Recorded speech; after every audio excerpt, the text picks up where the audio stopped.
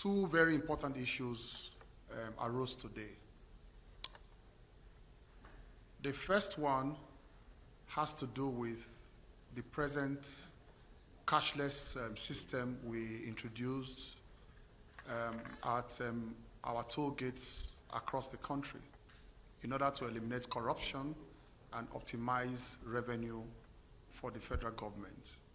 You recall that this practice had gone on for more than 50 years, where we collect cash, where the operators of the toll gates, Federal Airport Authority, they collect cash from motorists at the points of collection across the country, mostly the toll gates, and other points like the parking lots and all of that. However, with the introduction of the cashless system less than a week ago, it's created a lot of gridlock across the country. Mr. President was very concerned about the welfare of Nigerians and the fact that most Nigerians were losing their flights, missing their flights. And so Mr. President, out of empathy, directed today that we should suspend the present system because it creates a lot of gridlock, and Nigerians are suffering as a result of it. Mr. President therefore directed me that we should go back to the drawing board. We should go back to status quo, suspend the present system whereby people will have to pay through the various means we have introduced at the various gates across the country, and then go and perfect the system properly. In fact, the President directed me that this should not take too long. It should not take too long, and I should get back to him on this issue. We should go back and, if possible, even engage the private sector to ensure that we establish an electronic system by which we can collect these monies at the gates, these revenues for federal government at the gates, to the extent that it will not create the gridlock that we're having right now. So I'm hereby directing FAN also, based on the direction of Mr. President, to suspend the present process. We should go back to drawing board, go back to status quo. For those who have bought some FAN cards before, we can do a hybrid system. We're going to do a hybrid system whereby we can collect cash temporarily and, of course, use the cards that they have collected temporarily for now. But this is also a platform for me to announce that we will be engaging with various private sector persons and entities who will be interested in operating the gates for us electronically and collect revenues for the federal government. Mr. President actually hinted through that hint today that even we have to pay commission, right?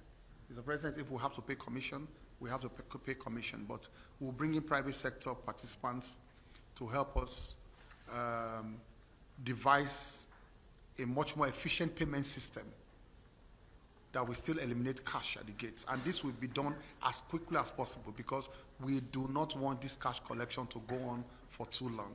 So this will be done as quickly as possible, and we will report back to the press as to the progress we are making in that respect.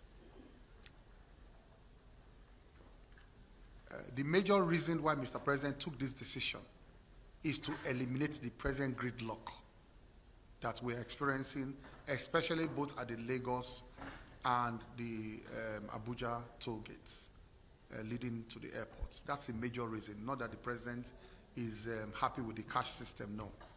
It's just an empathetic decision, a decision that will reduce the sufferings our Nigerians are going through right now. That is one. I will confer with FAN, and we will do a further briefing after conferring with FAN, a further briefing on what we obtain presently as we transit to a much more efficient system. That is one. The second one has to do with the second runway, the long-standing issue of the second runway. And there was actually a memo before council today which Mr. President approved on the second runway. And you remember that the construction of the second runway started before, but 4 issues actually affected the project. And those 4 issues that affected the projects were: 1, the foreign exchange volatility that came up between when it was originally awarded by the previous government and, of course, this government. So the foreign exchange volatility affected the pricing of the project. The other one that affected it was the compensation that we had to pay for economic trees and other encumbrances at the project sites. And so that is why we had to augment and rescope that project. The third one is additional works identified by the ministry and consultants, notably the extension of the runway, additional taxiways, and apron works that were not captured in the original design that we inherited as a government. And so in the process of doing all of this, we needed to completely rescope that project again and, of course, re-award it. There were 4 components of the project that we had to re-award, and which is: 1, the construction of the runway, the taxiways, the links, the fencing with gates, internal perimeter and certain roads, services and crash road services across around the airports. And the second aspect of that project is the procurement and installation of the airfield lighting, navigational aids, communication and meteorological equipments. Because after the normal, runway, all of these technical and equipment we have to come in to aid the use of the runway. The third aspect of that project that was approved today is the provision of power supply, and including construction of power station and switch room in respect of the project.